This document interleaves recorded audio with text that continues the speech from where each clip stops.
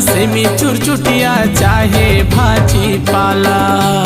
बड़े मायारू बाई पाए हो मैं हो किस्मत वाला।